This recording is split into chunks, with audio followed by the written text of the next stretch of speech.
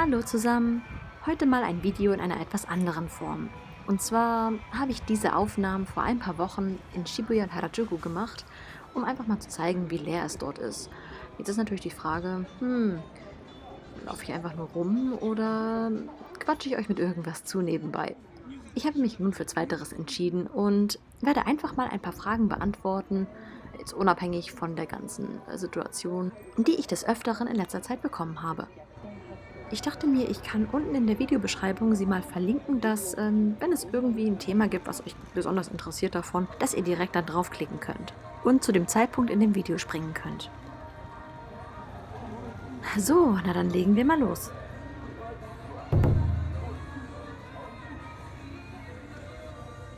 Oh ja, das ist eine Frage, die kriege ich wirklich sehr häufig gestellt. Es ist so, dass ich zu Beginn mit meinem Mann sehr viel Englisch gesprochen habe. Mittlerweile hat sich das ein klein wenig geändert. Klar, ich habe dann nach dem einen Jahr in der Sprachschule ein bisschen besser Japanisch gekonnt und habe dann auch immer mehr mit ihm dann auch Japanisch gesprochen. Mittlerweile ist es allerdings so, es ist ein Mix, ehrlich gesagt. Also wir mischen die Sprache irgendwie.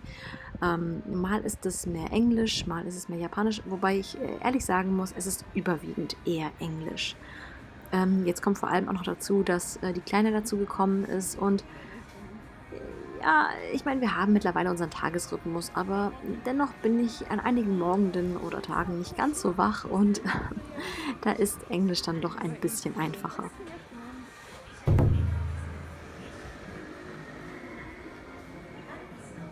Ich wurde ein paar Mal in letzter Zeit gefragt, genau, wie das mit dem Hausbau aussieht. Ehrlich gesagt streben wir sowas gar nicht an. Der ganz simple Grund ist einfach das Geld. Wir haben einfach nicht das Geld, um uns irgendwo ein Haus hier zu bauen oder zu kaufen, geschweige denn. Es ist wirklich ziemlich teuer.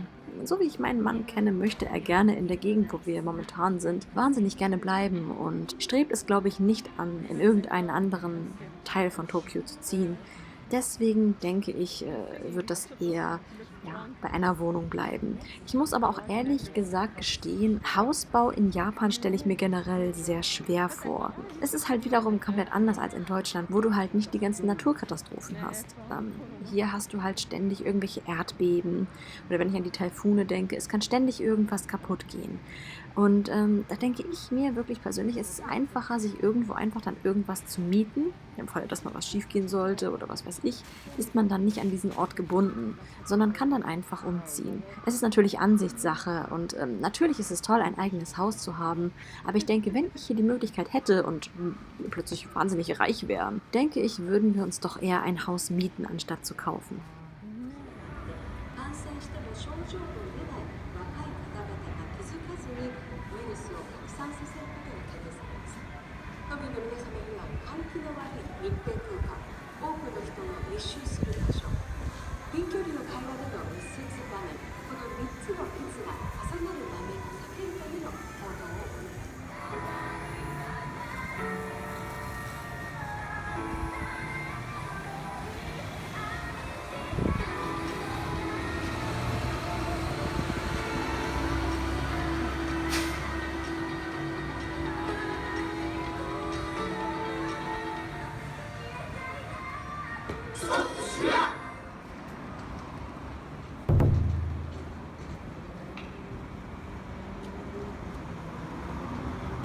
Eine nächste sehr, sehr beliebte Frage, die ich wirklich sehr oft bekomme, und zwar, ob wir ein zweites Kind wollen.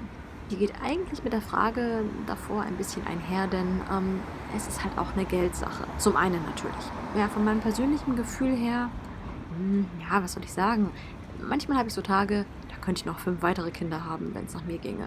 Natürlich gerne wieder mit Kaiserschnitt, aber bitte ohne Darmverschluss dieses Mal. Aber es ist halt auch eine Geldsache letzten Endes und es ist halt doch nicht sehr günstig mit Kindern, ne?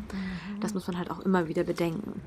Und momentan ist es halt so, dass nur mein Mann arbeitet und ich zu Hause bin. Und ich würde halt sehr gerne, wenn die Kleine dann groß genug ist, dann halt auch irgendetwas nebenjobtechnisch machen. Es ist, denke ich, dann aber nicht genügend Geld, denke ich mal, ja, dass dann ein zweites Kind drin wäre.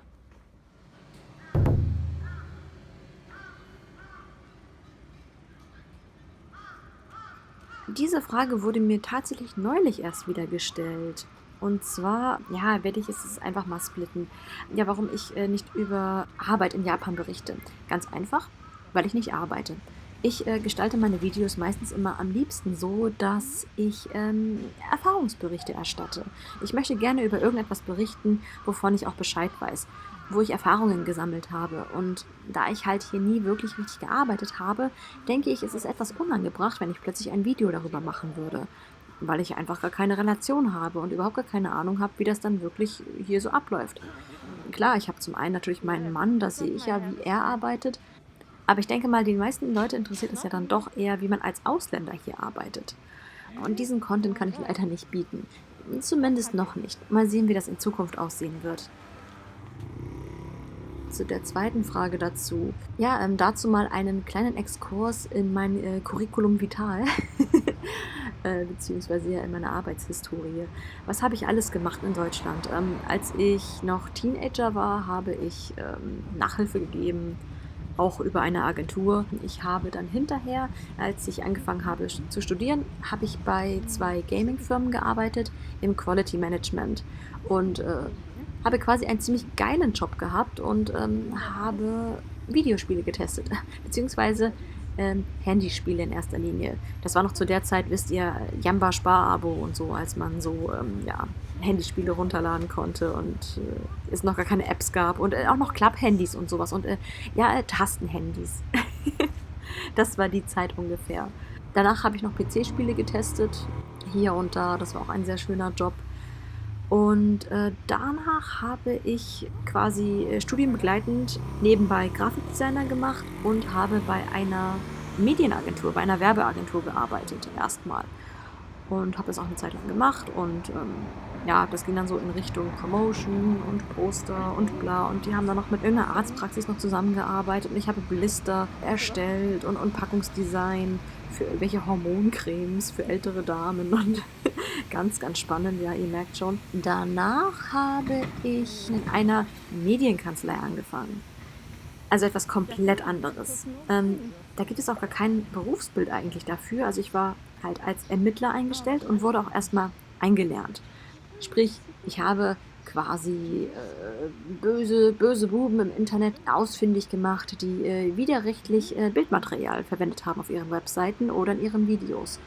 Und naja, diese Medienkanzlei, die hat halt zweierlei gearbeitet. Der hat halt einmal Fotorecht gehabt, Bildrecht und das andere war halt, na, kennt ihr bestimmt, Musik und Film. Ja, ja, die bösen Downloader. Und genau, dafür habe ich gearbeitet, auch relativ lange. Ich glaube, es waren insgesamt 3 oder 4 Jahre. Und ja, war dann sehr auch juristisch bewandt hinterher. Klar, ich hatte natürlich kein Jurastudium oder sonstiges dergleichen, aber ich habe halt sehr viel mit den Anwälten zusammengearbeitet und habe halt sehr viel gelernt dadurch. Ihr merkt schon, es sind alles so Jobs, die erfordern schon, ja, sowas Gewisses. Und ich denke mal, wenn ich das hier in Japan machen würde, erstens, das Bildrecht ist hier komplett anders. Zweitens, ich möchte gar nicht wissen, wie der Fachjargon hier im Japanischen ist. Den stelle ich mir wahnsinnig schwer vor.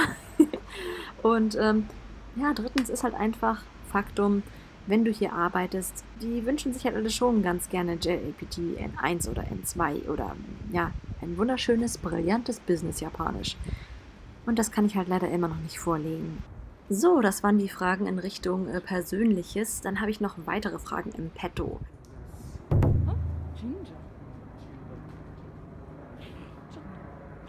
Ja, das ist eine ja, durchaus berechtigte Frage. Ich verstehe die Angst dahinter. Allerdings muss ich sagen, ich finde Japan und jetzt auch Tokio im Speziellen, finde ich jetzt für eine Frau alleine nicht schlimm. Klar, es gibt natürlich so Ecken, da sollte man alleine aufpassen. Bei Shinjuku finde ich es immer so ein bisschen, ja, ich finde es schwer, weil als ich damals das erste Mal nach Japan gereist bin, war Shinjuku so meine erste Ecke, wo wir unser Hotel hatten. Und ich habe mich da sehr schnell sehr wohl gefühlt und wir waren sogar auch in der Nähe von Kabukicho und allem und eher so diesen zwielichtigen Ecken da hinten. Das war alles überhaupt gar kein Problem. Also ich denke, man muss halt einfach vorsichtig sein, generell, egal wo man ist. Ich weiß auch nicht warum, aber ich hätte jetzt zum Beispiel mehr Angst, irgendwie nachts durch Berlin zu laufen, anstatt durch Tokio. Ich weiß gar nicht, wann das war. Ich glaube, es war 2016. Ich habe tatsächlich sogar mal, als wir als Mädelsgruppe unterwegs waren, hat uns eine kleine Gruppe an Jasern angesprochen. Es waren 2 ältere Herren und die haben ganz normal mit uns geredet, die sind ein bisschen mitgelaufen und ja, worüber haben wir gesprochen? Wir haben über deutsche Autos gesprochen.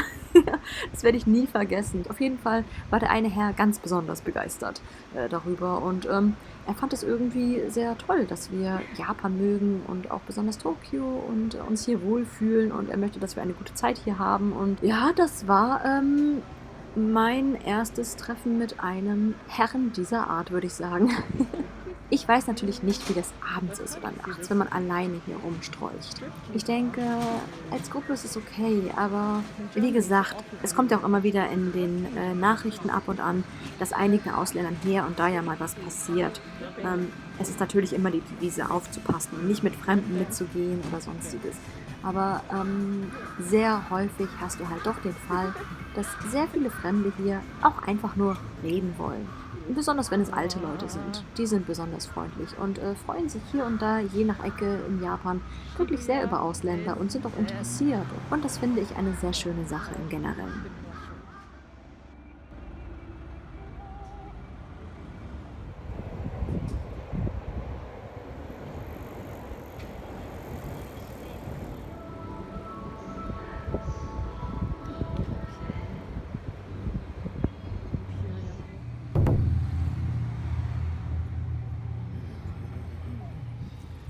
Diese Frage bekomme ich wirklich sehr oft gestellt, per Direktnachricht auf Twitter. Und ich muss generell bei solchen Sachen sagen, steckt die Leute nicht in Schubladen. Egal um was es sich handelt, jetzt nicht nur auf dieses Thema bezogen.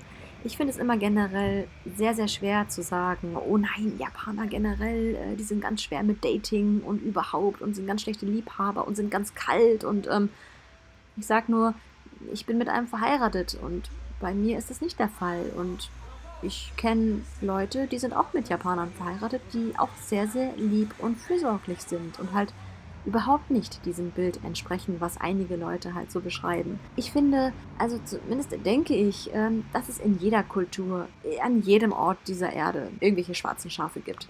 Und ich finde, das kann man einfach nicht auf irgendeine Kultur irgendwie festlegen oder irgendeine Art von Mensch. Deswegen finde ich auch diese Videos manchmal ein bisschen kritisch, würde ich sagen, die so sehr clickbaitig aufgebaut sind, von wegen, oh, Japaner, wie sind die im Bett oder wie sind die als Liebhaber oder wie ist eine Beziehung mit denen? Und ich denke mir, es sind keine Außerirdischen, es sind auch nur Menschen. Natürlich, ich habe auch ein paar Horrorstories von Leuten gehört, die haben halt leider wirklich Pech gehabt, aber ich finde, das kann man einfach nicht auf alle Japaner projizieren und sagen, nur weil irgendjemand eine schlechte Erfahrung hatte, sind gleich alle schlecht. Und ich finde, das sollte man auch alles mit einem ja, gewissen offenen Verstand auch etwas betrachten. Ja, das ist auch eigentlich so fast das gleiche Thema eigentlich. Ja, sehr viele sind wirklich sehr fixiert auf die Arbeit. Das stimmt. Aber halt auch wiederum nicht alle. Ich habe auch das Gefühl, dadurch, dass es so viele Videos oder auch sehr viele schlechte Erfahrungen gibt, die online ausgetauscht werden, kriegen einige Leute ganz schnell ein falsches Bild oder ein ja, sehr bestimmtes Bild von Japan oder generell von Japanern. Das finde ich immer so ein bisschen schade. Es kann halt auch anders sein. So, das waren eure häufigsten Fragen, tatsächlich, die ich auf Twitter per Direktnachricht bekomme. Natürlich kriege ich auch sehr viele andere Nachrichten, aber ich dachte mir gerade mal jetzt für diese Fragen speziell, mache ich einfach mal ein Video. Ja, beziehungsweise recycle meinen Walk hier und wollte einfach mal ein bisschen mit euch schnacken. In diesem Sinne, das nächste Video wird wieder komplett anders werden, also wieder so normal wie meine anderen. Und ich hoffe, euch hat das Video hier trotzdem gefallen, auch wenn es ein bisschen anders war und ihr konntet die ein oder andere Meinung eventuell teilen. Wenn nicht, ist es nicht schlimm, jeder hat seine andere Meinung. Ich finde auch, das ist besonders wichtig, weil man jede Meinung akzeptieren sollte. Lasst einen Daumen hoch da, wenn es euch gefallen hat und abonniert meinen Channel, wenn ihr mehr Videos aus Japan sehen wollt. Und wir sehen uns dann in meinem nächsten Video wieder. Bis denne Antenne. Ciao!